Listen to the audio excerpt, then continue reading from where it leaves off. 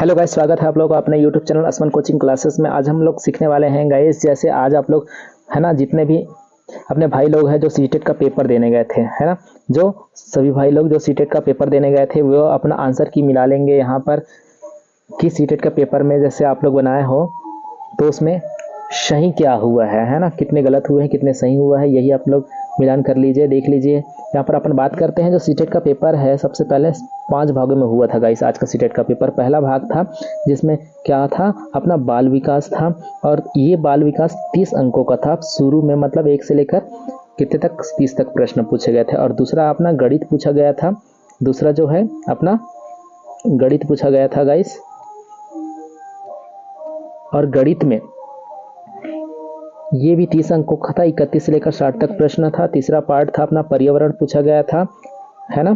और चौथा प्रश्न है अपना जो सब्जेक्ट है भाषा पहला, है ना। भाषा पहला में अगर आप लोग ने लिए होंगे गाइस, जैसे हिंदी लिए हैं तो हिंदी था, और भाषा सेकंड में इंग्लिश था तो इंग्लिश था या संस्कृत था, मतलब ये आप कॉमन सब्जेक्ट है। अपन बात करते हैं आज यहाँ पर बात करने वाले हैं अभी हिंदी का रिजल्ट और इंग्लिश का रिजल्ट। उसमें 30-60 अंकों में कितना सही आता है आप लोग मिलान कर लीजिए गाइस। ओके, देख लीजिए पहला प्रश्न आप लोग का ऐसा पूछा गया था। प्रश्न में था ये बंधांश दिया गया था गाइस, इसको पढ़ना था और पढ़ने के बाद उसका आंसर देना था। जैसे इस बार मौसम वैज्ञानिकों ने घोषणा की, ये तो आप लोग पढ़ चुके हैं यहाँ पर, है ना। डायरेक्ट अपन आंसर में चलते हैं, इसका आंसर क्या आया है। ओके, जैसे यहाँ पर इसका पहला प्रश्न था भारत की नदियाँ, क्या है गाइस, भारत की नदियों में जल कम होता जा रहा है, भारत की नदियों में जल कम होता जा रहा है। इसका क्या कारण है, इसका कारण ग्लेशियरों का न पिघलना है, कि ग्लेशियरों का तेजी से पिघलना है, कि ग्लेशियरों के क्षेत्रफल में कमी आना, या ग्लेशियरों के क्षेत्रफल में वृद्धि होना। तो इसका कारण था गाइस ग्लेशियरों का तेजी से पिघलना। इसका आंसर है ये ग्लेशियरों का तेजी से पिघलना।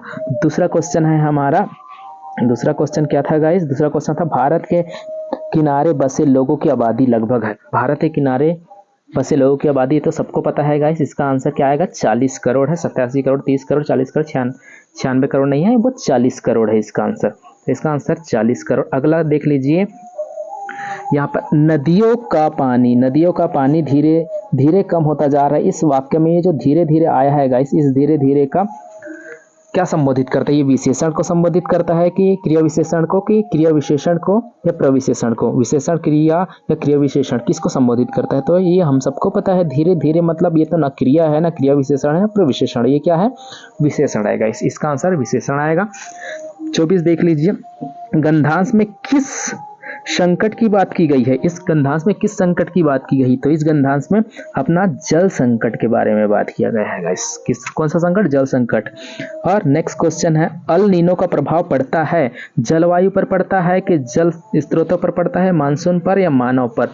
अल नीनो का प्रभाव हम सबको पता है कि जलवायु पर पड़ता है, किसका पड़ता है, जलवायु पर पड़ता है। अगला क्वेश्चन देख लीजिए, इस ग्लेशियर का पैमाना, इस ग्लेशियर का 1.25 किलोमीटर हिस्सा पिघलकर गायब हो चुका है। इसमें जो रेखांकित पद है ये 1.25 किलोमीटर, ये क्या संबोधित कर रहा है, संख्यावाचक विशेषण या परिणामवाचक विशेषण, गुणवाचक विशेषण या सर्वनामिक विशेषण। तो ये संबोधित कर रहा है गाइस गुणवाचक विशेषण। किसको संबोधित कर रहा है, गुणवाचक विशेषण को संबोधित कर रहा है। ठीक है, अगला क्वेश्चन देख लीजिए, 127 क्वेश्चन था हमारा। 127 क्वेश्चन में क्या है, गंधांश के अनुसार 2050 तक पानी का सबसे बड़ा संकट आने वाला है कहाँ, अमेरिका में आने वाला है कि संयुक्त अरब अमीरात में या भारत में या पाकिस्तान में, किसमें 2050 में पानी का सबसे ज्यादा संकट आने वाला है। तो इसका संकट आने वाला है 2050 में भारत में, क्योंकि भारत में क्या है गाइस, पेड़ कटते जा रहे हैं, है ना। इसकी वजह से भारत में क्या है 2050 से पानी का संकट आने वाला है। नेक्स्ट, पर्यावरण में उपसर्ग और मूल शब्द है। पर्यावरण में उपसर्ग क्या है, उपसर्ग जो सामने लगता है, मूल शब्द और क्या है, तो मूल शब्द मतलब मेन शब्द। तो पर्यावरण में परिधन आवरण, परिधन आवरण, ये तो बच्चे को पता है इस परिधन आवरण, कोई भी गलत नहीं किया होंगे इसको, है ना। अगला क्वेश्चन देख लीजिए, अगला क्वेश्चन था, फिर आप लोगों को गंधांश दिया गया था, निम्नलिखित गंधांश को पढ़कर पूछे गए प्रश्नों के सही सर्वाधिक उपयुक्त विकल्प का चयन करना है, सही विकल्प का चयन करना है गाइस। इसमें इस संसार में सब कुछ स्थायी है, पाप और पुण्य दोनों इस संसार का संबंधित है। ये क्वेश्चन अपन पढ़ चुके हैं, है ना। तो डायरेक्ट अपन आंसर में चलते हैं। 129 प्रश्न। प्रश्न कौन सा है ये? 129 प्रश्न। इस संसार में कुछ भी खाली स्थान नहीं है। इस संसार में कुछ भी खाली स्थान नहीं है। तो इसका आंसर क्या आएगा? अपूर्ण आएगा कि पूर्ण या स्थायी या अस्थायी? इस संसार में कुछ भी स्थायी नहीं है गाइस, ये अस्थायी आएगा। इसमें कोई कुछ भी अस्थायी नहीं है ना। नेक्स्ट क्वेश्चन है, पाप और पुण्य दोनों खाली स्थान है। पाप और पुण्य दोनों खाली स्थान है। पाप और पुण्य दोनों क्या है? पाप और पुण्य दोनों स्थायी है, अस्थायी है, स्वाभाविक है, हानिकारक है? क्या है ये? पाप और पुण्य दोनों ही अस्थायी है। अगला है, पुण्य में उसके फल को हम स्वीकार नहीं भी कर सकते या हम स्वीकार करने के लिए बाध्य है, किसी दूसरे के लिए उपयुक्त मिला सकते हैं, प्राप्त करना, है ना। तो इसमें आंसर क्या आएगा? हम स्वीकार करने के लिए बाध्य है। हम स्वीकार करने के लिए बाध्य है, इसका आंसर आएगा गाइस। अगला 132 प्रश्न में आप लोगों ने कौन सा सही की है देख लीजिए। गंधांश के अनुसार पाप और पुण्य, गंधांश के अनुसार पाप और पुण्य क्या है? पाप और पुण्य क्या है? पाप और पुण्य है ना, दोनों में बंधन है। क्या है? दोनों में बंधन है।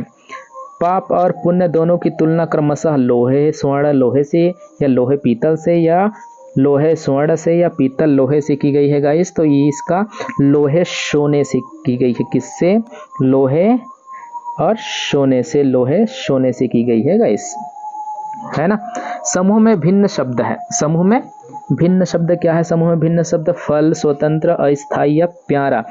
क्या है इसमें? स्वतंत्र क्या है? भिन्न शब्द है। समूह में भिन्न शब्द स्वतंत्र था, है ना।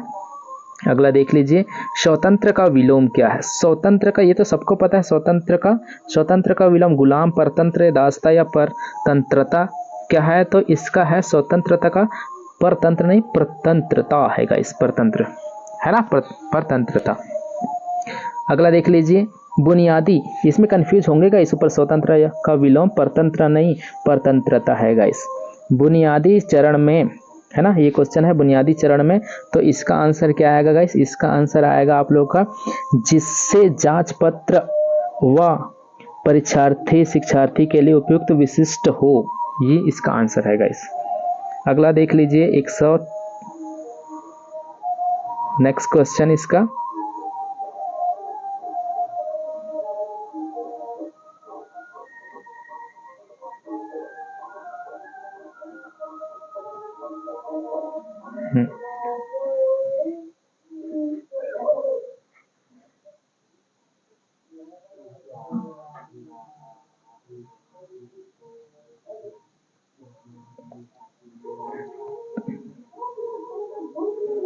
तैतालीस क्वेश्चन देख लीजिए गाइस। इसका क्वेश्चन नंबर 43, विद्यार्थी जो है अध्यापक द्वारा आदर्श विकल्पों को दोहराकर भाषा के प्रतिमान सीखते हैं, है ना। तो ये क्वेश्चन है। तो इसका आंसर क्या आएगा गाइस? इसका आंसर आएगा हमारा, इसका आंसर आ रहा है हमारा संप्रेषण। क्या आ रहा है गाइस? इसका आंसर आ रहा है हमारा ये संप्रेषण उपागम, संप्रेषणात्मक उपागम। नेक्स्ट क्वेश्चन है, शिक्षार्थी व्याकरण के नियम और शब्द संपदा को कंठस्थ कर रहे हैं। अधिकांश कार्य मातृभाषा में हो रहे हैं। भाषा अध्यापक द्वारा अपनी कक्षा में किस विधि का प्रयोग करना चाहिए? किस विधि का प्रयोग करना चाहिए गाइस? तो उसमें प्रत्यक्ष विधि का प्रयोग करना चाहिए। कौन सी विधि? प्रत्यक्ष विधि का उपयोग करना चाहिए। यदि बच्चे अपने परिवेश में दो भाषाओं